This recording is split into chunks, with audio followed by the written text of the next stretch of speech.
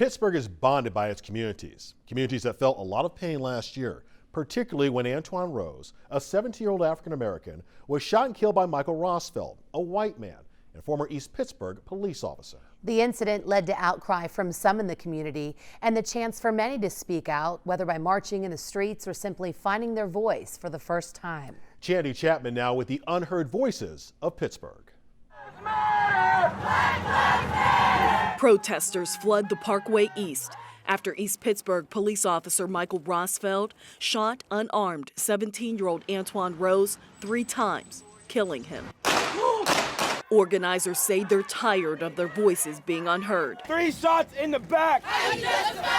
If we sit here, that we make our presence felt. But in a crowd of emotions running high, a teenage girl sends a message. They need to understand that everyone is hurting.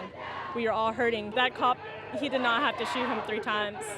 He did not have to be shot at all. She's Maya Jackson, class president of Woodland Hills High School at the time of the protests.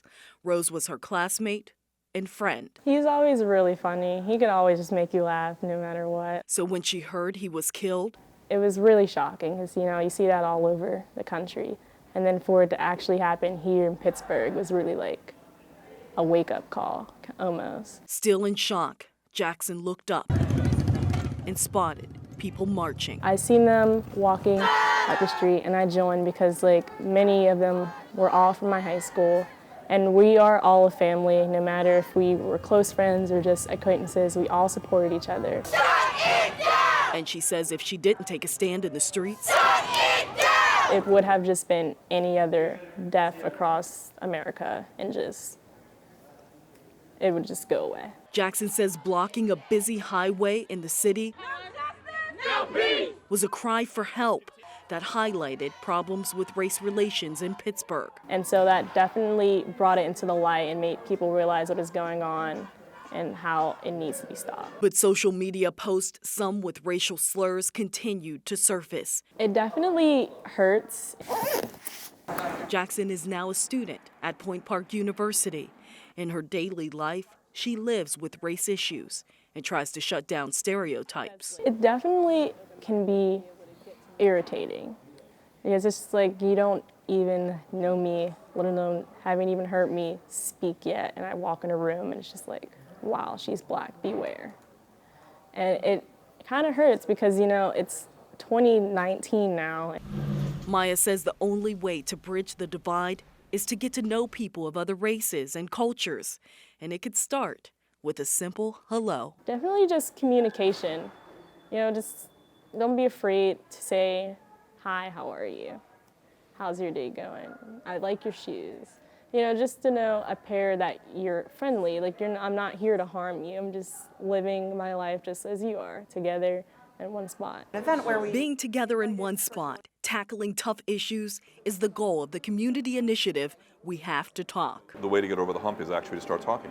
The way to get over the hump is not just to be talking white people with white people, but to really be exposing ourselves to an array of the human situation. Rabbi Ron Simons and Reverend Liddy Barlow work with dozens of organizations to fight intolerance with a promise of love. If I were to take off my kippah, I would pass.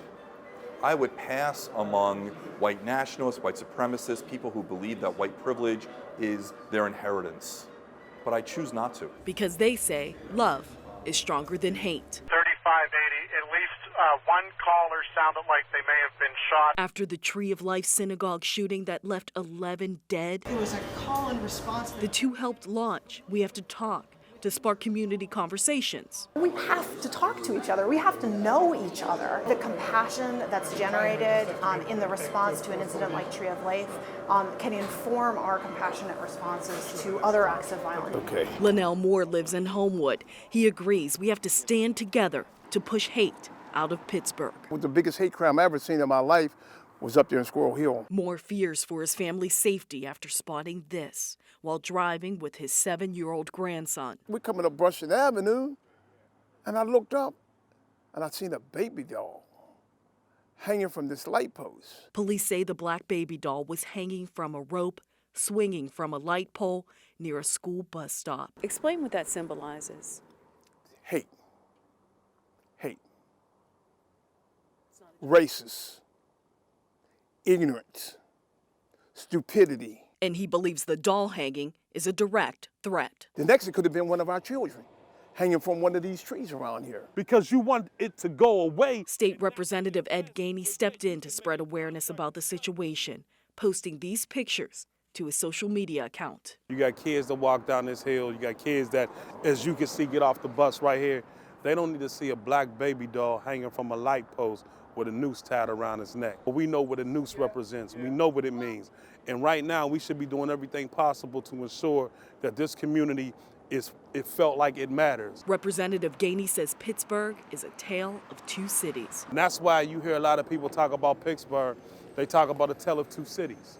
Because a lot of times when things like this happen, they feel like it's swept under the rug and not really addressed. But he says the only way to combat problems is through conversation and solidarity. Somebody needs to speak up. Silence does not remove the tale of two cities, it empowers it. No justice, no peace. 20 years before Antoine Rose's death, No justice, no peace. Johnny Gamage, a businessman with no criminal record, died of asphyxiation during a traffic stop in 1995 in the Overbrook neighborhood, involving several officers from different departments.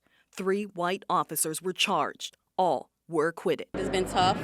It has been very difficult for us to even come back to the city. Gamage's niece, Alshanitha Williams, says her uncle's death brought the city together. She says it opened some people's eyes, but too many stayed shut. When he was murdered, we marched. We marched the streets of Pittsburgh. We were in front of the courthouse, but it fell on deaf ears. I don't think Pittsburgh as a whole took it as serious.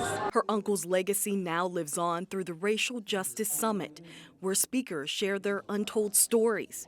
Speakers like Brian Broom, who left his small hometown looking for a place with more opportunity and more acceptance. Hello, Pittsburgh.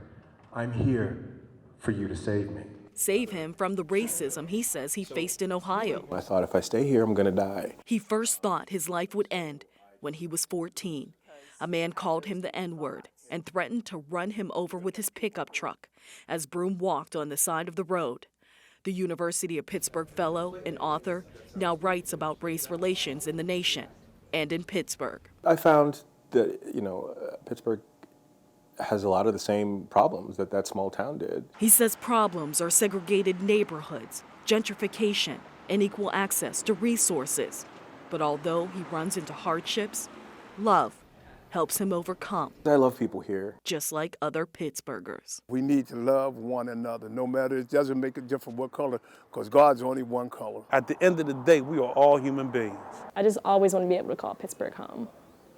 I don't want to be afraid. I don't want to have to move somewhere else because there's too many racial problems or anything like that. I want to know, no matter where I live across the country or even the world, I just know I want to be able to come back to Pittsburgh knowing it's safe and that I will always call it home.